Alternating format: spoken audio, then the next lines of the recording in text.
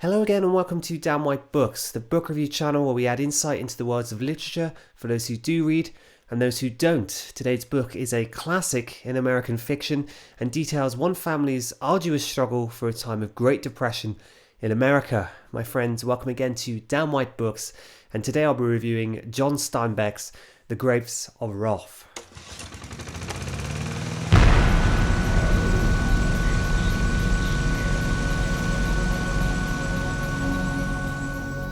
You may have heard of this book before. It is certainly on the popular side of fiction, having been written by John Steinbeck, the famous American author who also wrote Of Mice and Men. I particularly know that book well as it was a study piece for me at school, although like most at the time I was interested in other things and so it was glossed over, but there is a famous film relating to that book, and it's not a bad film at all. The Grapes of Wrath is a powerful book that follows a family across America in their search to survive in times of peril and desperation. That is a very simple but effective way in describing this work. It's about survival, and you may be asking why that would be so hard considering this takes place in the USA, a version of the United States that was closely mirrored to reality throughout the 1930s and 40s, with the book being set around the Great Depression and beginning shortly after of the Dust Bowls, which decimated crops and ecology across America in the 1930s. The story begins, and as like every other chapter between, that is to say, the chapters go back and forth between a detailed description and often critique of what is happening around the characters, and then to the characters themselves. Steinbeck creates powerful imagery with these descriptions and goes on to explain that the events happening are not uniquely tied to the central characters. He details the dust that has settled across crops in the southern states of America and the panic and worry this has brought to landowners. It becomes clear that all their crops are ruined, and with no money coming in, the farmers and their families are at a loss as to what to do next.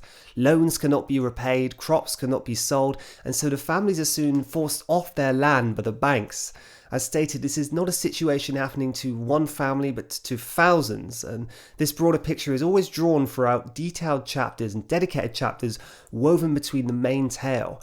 Businessmen turn up to evict the old farming families, and tractors move on to work the land that was once under ownership for generations under these families. Steinbeck contrasts the lack of compassion for man in favour of a machine, how the tractor cares none for the land it works,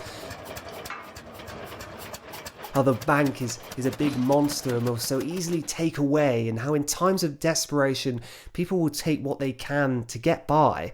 It's this very manipulation and profiting off our own will to survive and our own tragedies that is addressed time and time again throughout this work. In the worst of times, there seems always an uncaring soul who is there to reap a profit, whether the bank or someone else. We're thrown into this world with central character Tom Joad hitching a ride after being released from prison. Along the way, he meets a preacher called Casey, who's beginning to question his devotion to God and the decisions he's made in his earlier life. Tom is dropped off on a junction near his old family home. Dust litters the roads and his feet leaves prints in the ground as he walks forward. Everywhere is covered in this powdered red. When he reaches his family home with Casey the preacher, he's shocked to see the house partly ruined and that everyone has left. The times of old have gone and his family have moved on. He sees a person walking through the field and is told his folks have moved up to Tom's uncle's house, known as Uncle John in this book. It's soon made apparent that with no source of income or support, Tom's family intend to travel to California to work in the fields and pick fruits from the trees. They have a flyer that states that thousands of people are needed as pickers, and they go there in search of these jobs. Tom is reunited with his family before they depart on this journey. And during this part of the novel, we're introduced to a wealth of characters. Tom's family are not the only ones that flee to California in the hope of finding work. Thousands of people leave the state, and so begins an epic tale detailing both kindness and greed in times of crisis and despair. There's a lot happening in this book and a great deal of questions that are raised throughout. In every great sense, this tale is a tragedy, but not just for our characters. Steinbeck passes the focus on mass and not just on individuals.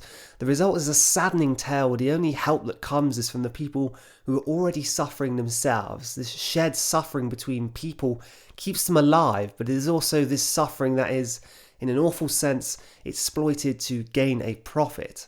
So in a sense, this book is a critique on certain traits of human nature, particularly greed and wrath, and traits of capitalism that, if left unregulated, are fierce and very unsympathetic to human life.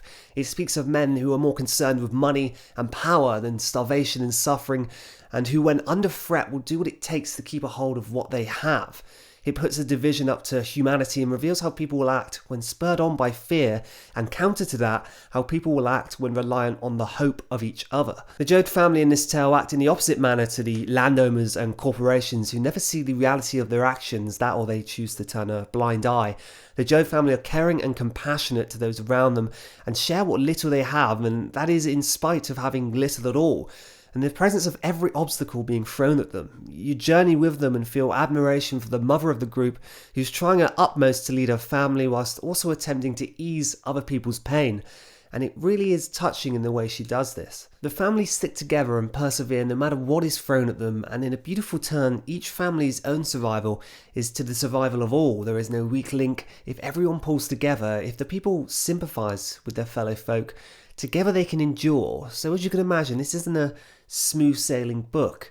In a great many senses, it is one tragedy after the other, but what keeps you reading is the need to see a resolution. And does it come? Well, I can't say here. You know, these reviews are spoiler free, but what I will say is it is touching and quite powerful. So with all this in mind, The Grapes of Wrath scores from me a 87 out of 100. To mention my critiques of this book, there isn't a great deal happening on the surface, so at times you may feel like it could do with more sections that get your heart racing. It is this epic tale of family and survival, but personally, I felt that there could have been more happening to develop individual characters. There could have been separate little stories perhaps happening between these characters. When you feel like the story is gathering momentum, it does dissipate quite quickly. I'd certainly recommend this book, but if you're wanting something that will keep you glued to the page as your free hand is gripping tightly to the side of your seat, this isn't the one for you. But if you'd like to feel some powerful emotions concerning human nature and the fight to survive against oppressors, concerning sins, shall we say, unlawful acts, at least immoral acts, against other humans, against oppressors who may be as human as you are but are motivated by such sinful means, then certainly add this book to your collection. I think there is a lot to be said in these pages, and it certainly gets the old brain turning. So to conclude, a great book on an 87 is certainly a good rating. I did enjoy this book, but as I say, it's quite long. And it's not action-packed. It's not like one thing happening after the other. It's an enduring tale, and it's all about the characters really, and the people and how they behave around each other when the chips are down, should we say, the cards are down, however they put it, when crisis strikes and you need to survive. And it shows how those in need are often the ones who give more than those who have, sadly. And it's certainly a book that will get you thinking, and that's always a great thing. So yeah, some wonderful descriptions in there as well, particularly in the chapters between where we're with the characters, where the landscape and situations described in quite a poetic detail, quite a lovely detail indeed. My friends, thank you very much for watching this book review. If you'd like to see any others, there are plenty on my channel now. I try and review a book every week to 2 weeks. I'm already reading my new book. That's certainly an interesting one, so I'll be happy to post that one soon. If you like this video, like, comment, subscribe, and I will see you here again soon. Thank you very much for watching. Bye bye.